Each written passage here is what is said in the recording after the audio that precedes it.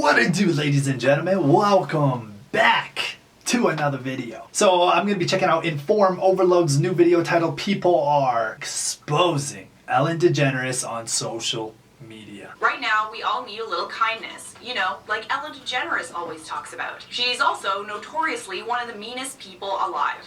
Respond to this with the most insane stories you've heard about Ellen being mean, and I'll match everyone with $2 to the LA Food Bank. I mean, that's one way to raise money for charity. There were over 1,000 replies to this Twitter thread, and well, if the stories are true, then Ellen isn't as nice as she seems. Just letting you guys know to take all these stories with a grain of salt. The stories haven't been verified, but that doesn't make them any less entertaining. Let's go! Alright, let's start things off with chipped nail polish. I worked at Real Food Daily, served her and Portia at brunch. She wrote a letter to the owner and complained about my chipped nail polish. Not that it was on her plate, but just that it was on my hand. I had worked till closing the night before, and this was the next morning. Almost got me fired. She complained about chipped nail polish. Damn. Fair is actually a Shit, she never goes to McDonald's. I'm telling you that. And she did a stand-up set about this experience back in 2014. The video is called Ellen is a Monster, and she talks about it fully. Roll it. Until I was released after a really popular talk show host emailed the owner and complained about my chipped nail polish. True story. Not in her food, but on my hands. I'm actually surprised that any boss would consider firing an employee over chipped nail polish. Well, I mean, hey, if it's Ellen DeGeneres complaining, I mean, she could talk about it on her show, and guess what happens? Your business is under. You know, your business is gone. So I could see why that almost got her fired, honestly. That's the power these big influencers have. These, like, talk show hosts, whether even you're a YouTuber or you just have a lot of clout, you're famous, you have the power to just, like, absolutely destroy businesses if you want. It's literally the truth. It's why, like, a lot of businesses are afraid to, you know, step up to, like, someone who's famous, because they know they could post a tweet, Instagram post, whatever, and your business could be vanished. And it's just the truth, bro. I'm not okay with it, so we need to fire you. Like, who cares? Unless that chipped nail polish is getting in my food, what does it matter what your manicure looks like? Exactly. Alright, next up we got the sensitive nose. A, she has a sensitive nose, so everyone must chew gum from a bowl outside of her office before talking to her. And if she thinks you smell that day, you have to go home and shower. So wait, when you're rich and famous, you can banish smelly people from your presence? Sign me up. When you're famous, you don't have to worry about social decorum. After working for Ellen for over 5 years, a close friend left to have a baby and found a different job on a union network show, benefits, etc.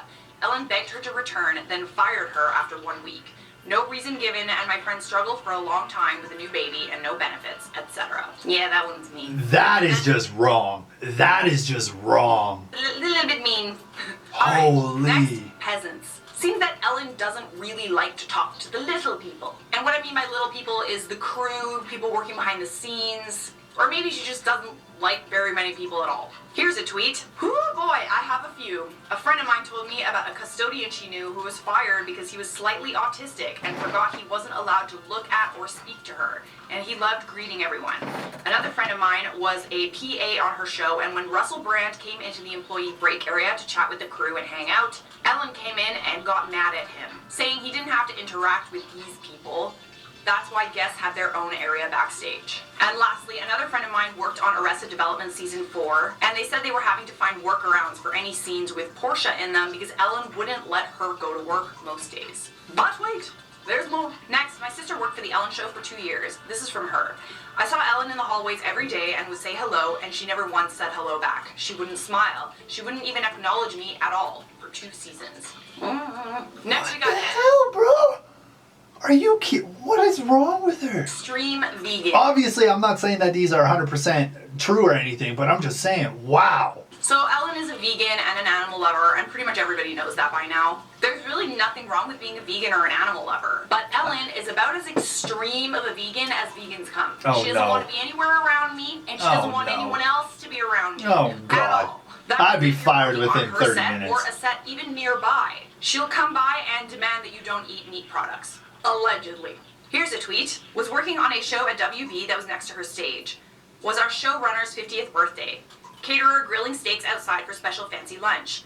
Ellen sent someone over to demand they stop as she doesn't eat meat. She's the worst. This person added, I have another one. She polices her crew's lunch orders. Nobody's allowed to eat fish, etc. They would come hide on our stage to eat what they wanted away from her. Oh my god. Imagine having that much power that you could literally just like demand that everyone at WB Studios... Okay, you know what? I used to absolutely love Ellen, but if she ever runs for president, please don't vote, please. I'm Apparently, joking. Ellen's values extend to humans who have no other choice but to eat meat. She shamed my entire culture for our staple food source, seal meat. We are Inuit and live in the Arctic where barely any edible plants grow. I mean, what does she want them to do, starve? Exactly, bro. Just freeze your vegetables. Yes, no, right? Alright, lastly... It's like me in Canada, bro. Like, for months we have freezing cold temperatures, like...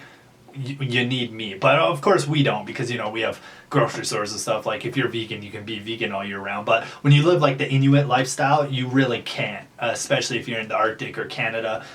You can't. You gotta eat meat, like I said, unless you're going to grocery stores and stuff. This was back in the day. She was sporting her Carson-era mullet. We were in gym and doing crunches as we would commonly do to start the class. Ellen ripped a loud fart and tried to blame it on me. Okay, that's not even that mean, bro. Like, I would do the same thing. Anyway, guys, that's all I'm going to show for the video. Make sure you guys subscribe to Inform Overload, link down below. Tell me what you guys think about this. Like, dude, that seems pretty bizarre. It's pretty bizarre.